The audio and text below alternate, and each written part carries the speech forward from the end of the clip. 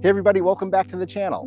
This video is targeted for those of you who are early in your Tai Chi journeys, especially those of you who are looking to try and use Tai Chi to improve your overall health, body alignment, and reduce impact on your joints. However, this lesson will also be helpful for those of you who have some more experience. We're going to be looking at how to create the ball carrying position that is so essential for many Tai Chi movements, including a lot of those that are done early on in your Tai Chi journey, like parting the wild horse's mane. If you're new to the channel, I'm Dr. Todd Martin, creator of the Tai Chi Code.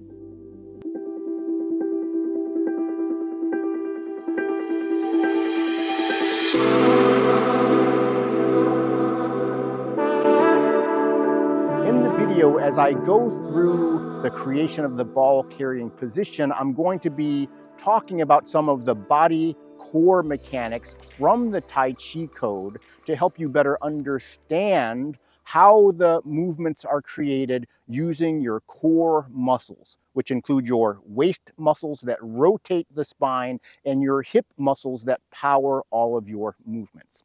If you find that you like this video and it's helpful, make sure to click the like button and subscribe to the channel if you're not already a subscriber. For those of you who find you are interested in pursuing some more of the Tai Chi Code, you can hop over to my website at the end of the video and sign up for the Tai Chi Code course. The link will be in the description section. We're going to begin with an exercise that'll help you learn how to create that ball carrying position while you're standing up on two legs, so we don't have to worry about your balance too much. What we're going to do is create a horizontal ball carrying position facing to the left, and then we're going to create a horizontal ball carrying position facing to the right. Now, the feet are going to be facing straight forward, but you'll notice the intention of your gaze is going to go to one side or the other. I'm going to be doing this assuming you are facing in the same direction as me. So my right is going to be your right, but you can also practice this doing mirror images because we're going to do both sides symmetrically.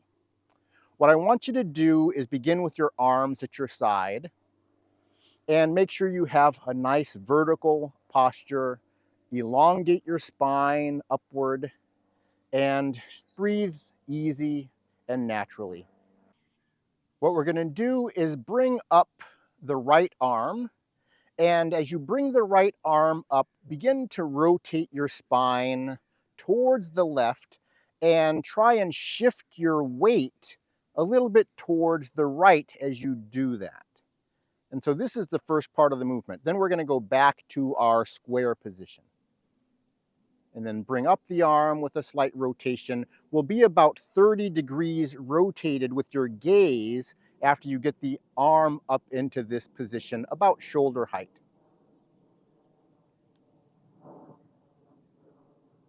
And see if you can connect the movements, the raising of the arm, the rotation of the body, and the shifting of the body weight towards the same side where the arm is rising. And then once we get here, we're going to turn the body in the opposite direction, bringing the left arm across and continue the rotation. As you bring the left arm across, it should trigger the body to rotate. So now you are facing about 45 degrees from your original position.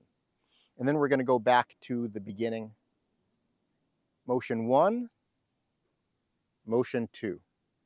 And as you do the second motion, you should feel your center of mass shift even more over to the right leg if you're connecting the body movements properly. Go back to the center. And see if you can do that in one smooth and fluid motion. Do that about 5 times.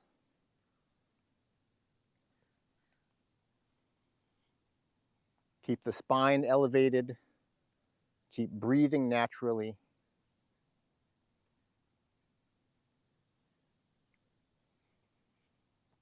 All right, now we're going to switch sides. We're going to bring up the left arm and turn about 30 degrees to the right and shift your weight slightly over to the left leg.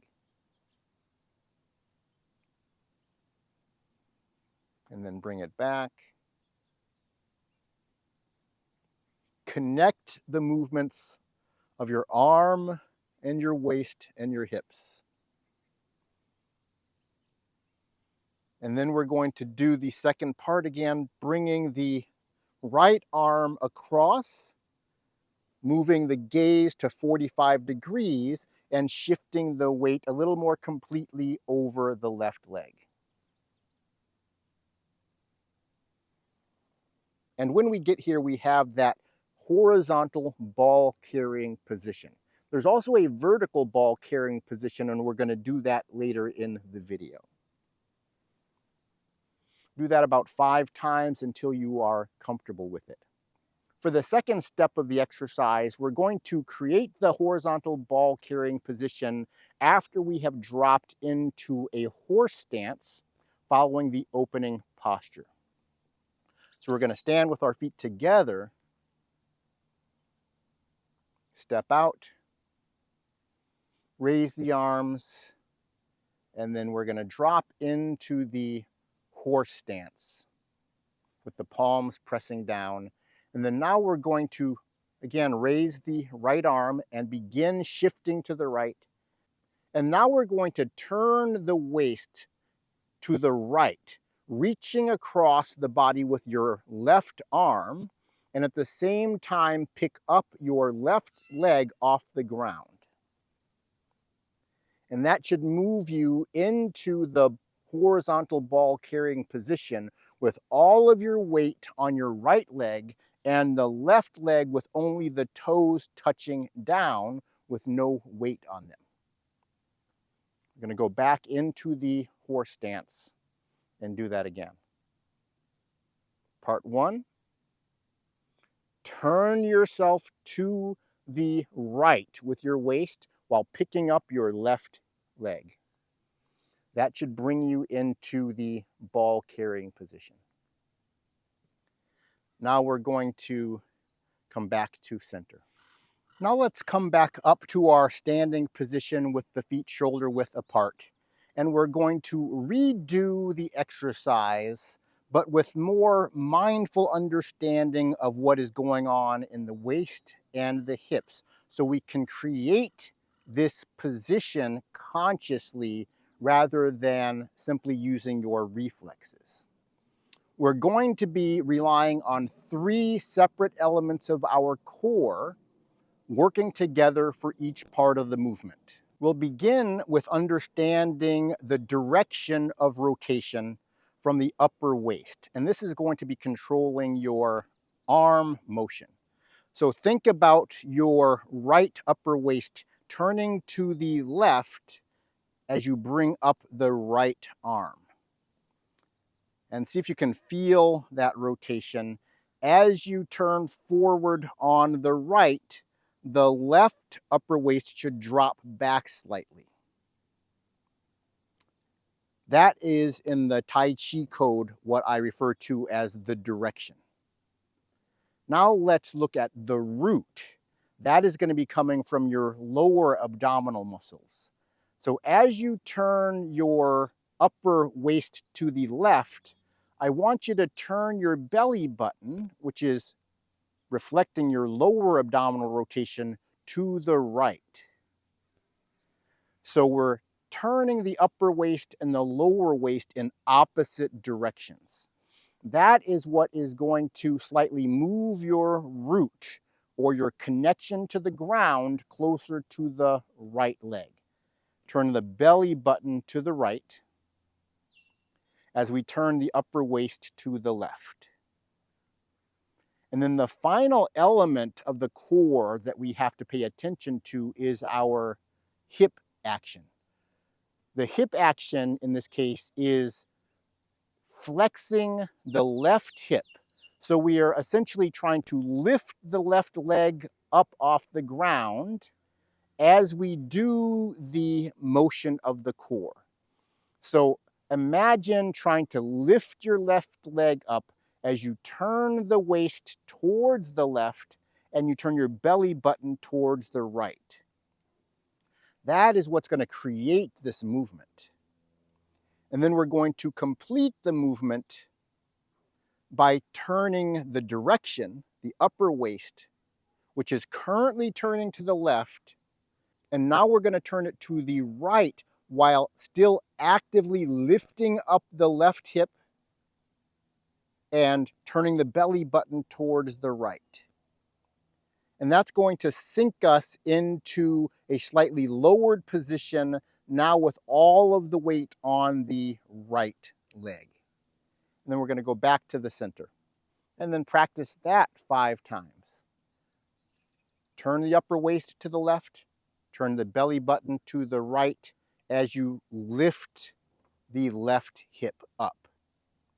And then turn the upper waist to the right as you continue the other movements of the hip and lower abdominals the same as you started with.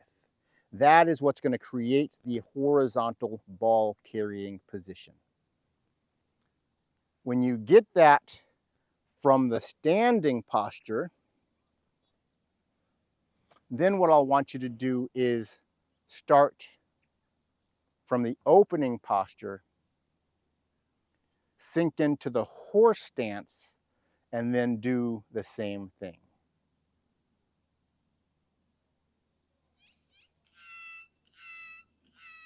When you get to the final position, you can check your core rotation. You should feel like the upper waist is reaching around with your left arm, reaching around to the right. And you should feel your belly button pulling back to the right and tucking your right hip or pelvis under so you have a neutral pelvic position. And you should feel like you're trying to lift the left leg up like that. That is the horizontal ball carrying position. And we're going to, when we do parting the wild horse's mane, get to that position before stepping out and then performing the parting the wild horse's mane movement. When you've practiced that on the left side and feel comfortable, then switch directions and do it facing to the right. So everything is going to switch. We're going to be turning the upper waist to the right. We're going to be turning the lower waist or the belly button to the left and picking up the right leg as we go into that motion, and then turn the upper waist to the left to finish off the position.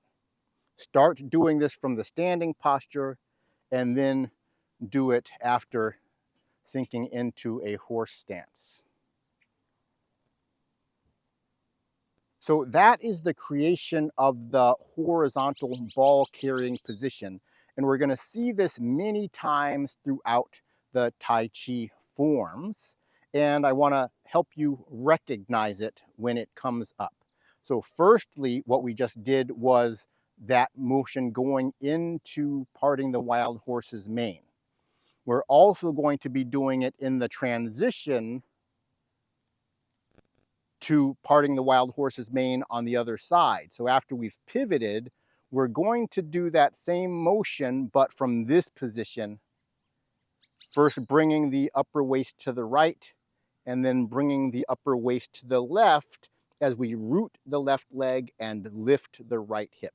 So there we've created the horizontal ball carrying position before we step out to do parting the wild horse's mane in the other direction. We're also going to see this same motion anytime we move into the cross hands position.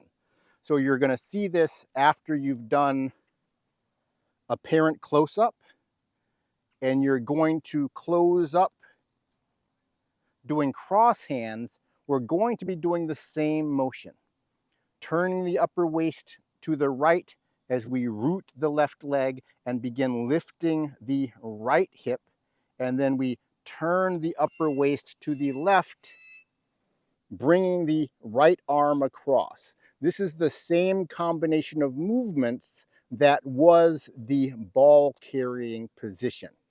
In this case, the ball carrying position on the left, but it's going to look like the cross hands because of the starting position that we had. And then if you're going to do the kicks in the Tai Chi 24 form, we're also going to see the same sequence, following high pat on horse, stepping out, and then we're going to do the same shift, same core rotation, and then same bringing the upper waist across, taking us into the cross hand position on one leg before we rise up and do a kick. For the final part of the lesson, we're going to work on the vertical ball carrying position. So that is going to be different from the horizontal ball carrying position by turning it into more of a vertical ball. And we're going to be using this in the Tai Chi 24 form before we step out into grasp the sparrow's tail.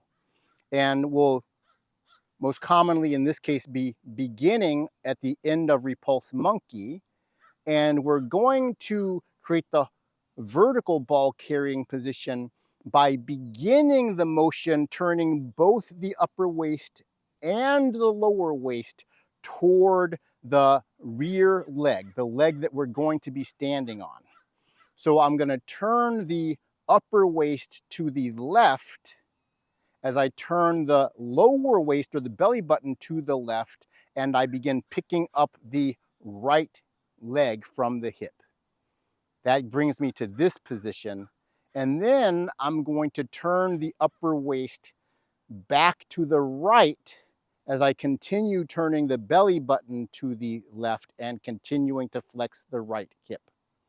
So we've reversed the sequence of the upper waist rotation. Instead of turning the upper waist toward the lifting leg and then away from the lifting leg, we're going to begin turning the upper waist toward the rooted leg and away from the lifting leg, and then turn it back towards the lifting leg. So at the finish of this position, my upper waist is turning towards the right and my lower abs are turning towards the left. Then we're going to step out and we would do grasp the sparrow's tail.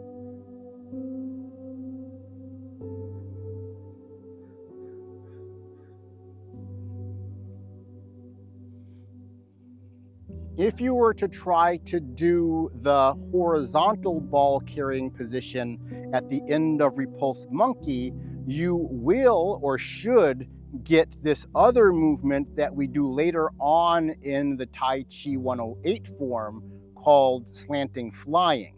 If we begin to create the horizontal ball and then turn the upper waist, we're going to get this step out at a 90-degree angle that we do before slanting flying. So be sure to make sure you're clear with your waist rotations, because if you rotate the waist in the wrong way, you're going to get a completely different movement. I hope you enjoyed the lesson. If you did, click the like button and subscribe to the channel. If you're interested in more information about the Tai Chi Code, you can jump over to the website, which will be linked in the description section, and I'll see you in the next video. Have a great day.